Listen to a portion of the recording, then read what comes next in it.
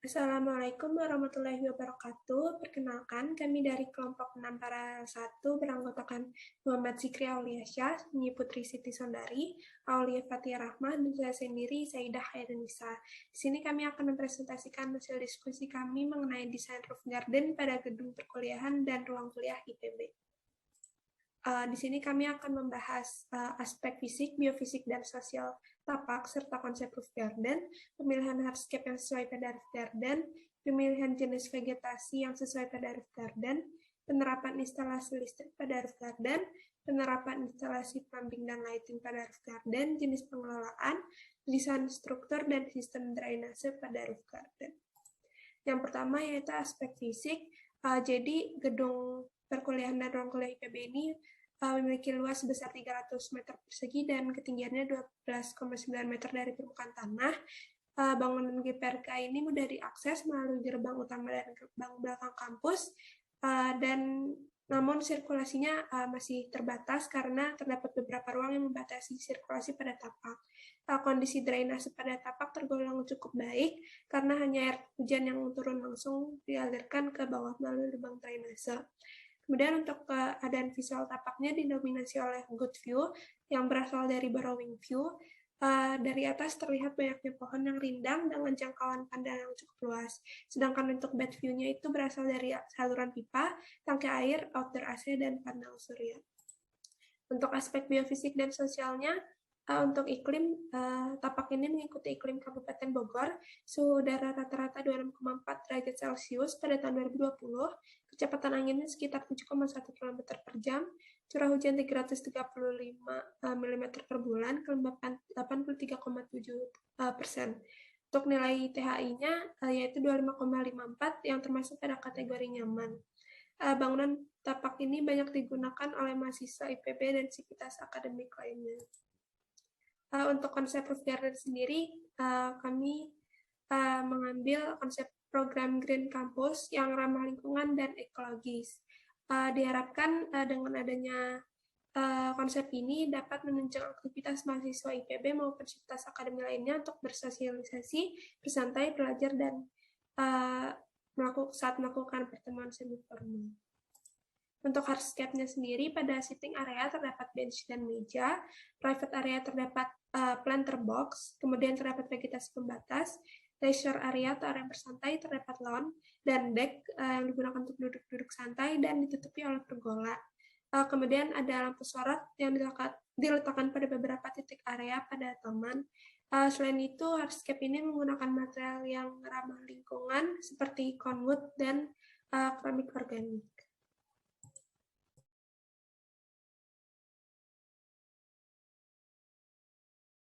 Selanjutnya terkait pemilihan jenis vegetasi yang sesuai pada roof garden, pertama diperhatikan dari vegetasi berdasarkan pemeliharaannya, yang mana terbagi lagi menjadi vegetasi di taman atap intensif, yang mana memiliki biaya yang tinggi serta perawatannya yang cukup kompleks. Kemudian ada taman atap semi intensif, yang mana pemeliharaannya atau perawatannya bisa dilakukan secara berkala. Terakhir ada taman ekstensif dengan biayanya yang lebih rendah dan perawatannya minimal. Kemudian untuk dari media tanamnya, yang dibutuhkan untuk roof garden itu memiliki karakteristik yang ringan seperti lava atau skoria, batu apung, perlit, vermiculit, agregat lempung ringan, rockwool, dan diatomaceous earth.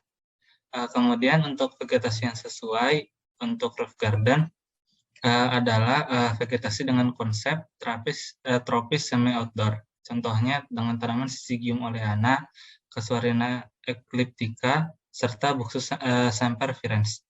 Untuk taman penghalang yang bisa digunakan seperti bambusa, kemudian ada tanaman merambat berupa Vernonia elliptica, serta rumput Axonopus compressus.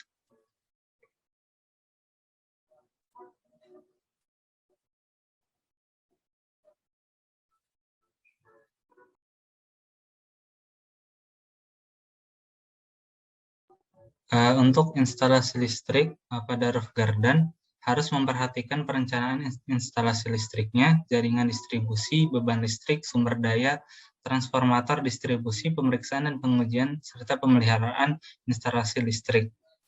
Pada instalasi listrik, sumber bisa berasal dari PLN atau juga yang sekundernya berasal dari genset. Awalnya bermula dari ruang genset, hasil tegangan listrik dialirkan menuju ruang low voltage main distribution panel dan trafo untuk mengolah tegangan dan arus pada GPRK. Selanjutnya arus listrik dialirkan menuju ruang panel utama, yang mana di ruangan ini listrik dari genset dan PLN dihubungkan pada panel utama. Nah, arus listrik dari panel utama dapat digunakan pada panel sekunder di roof garden dalam penggunaan lampu sorot dan lain-lain.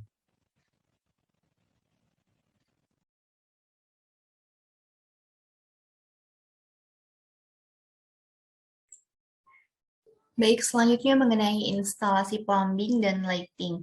Untuk peralatan plumbing sendiri memiliki fungsi yaitu yang pertama, menyediakan air bersih ke tempat-tempat yang membutuhkan dengan jumlah aliran serta tekanan yang sesuai.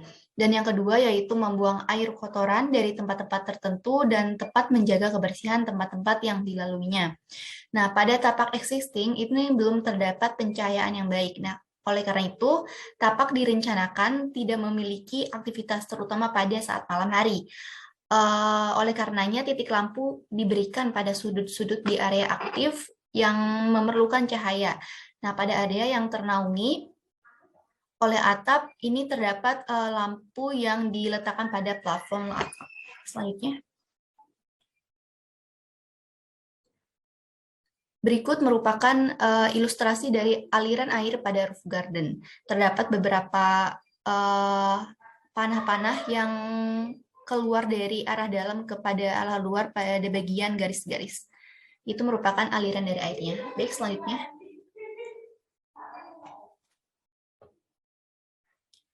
Nah, berikut juga merupakan ilustrasi penempatan cahaya pada roof garden. Simbol kuning merupakan penempatan posisi cahaya lampu yang pada saat malam hari sangat gelap apabila tidak diadakannya pencahayaan. Baik, selanjutnya.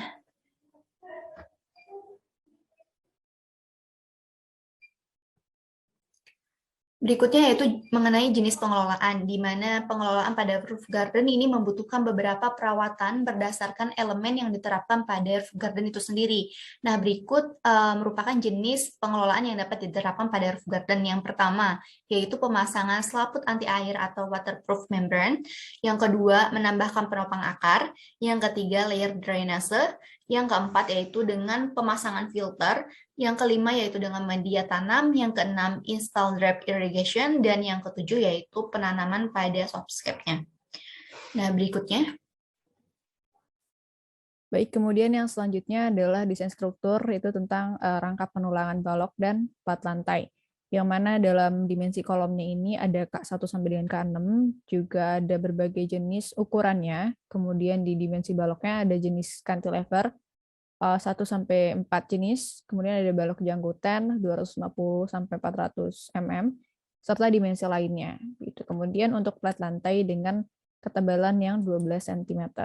Nah, ini ada ilustrasi posisi kolom struktural yang berdasarkan desain berikut. Begitu. Nah, ini dapat diperhatikan kolom-kolomnya itu yang ini ya, yang kotak, yang persegi bold begitu.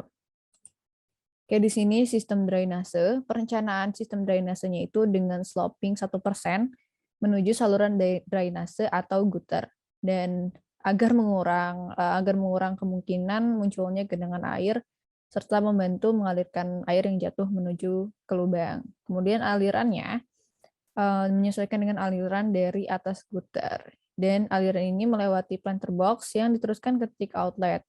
Yang lubangnya akan dibuat di bagian bawah planter box dan mengarahkan air menuju outlet melewati drainage cell yang berukuran 15 sampai dikalikan 3 cm.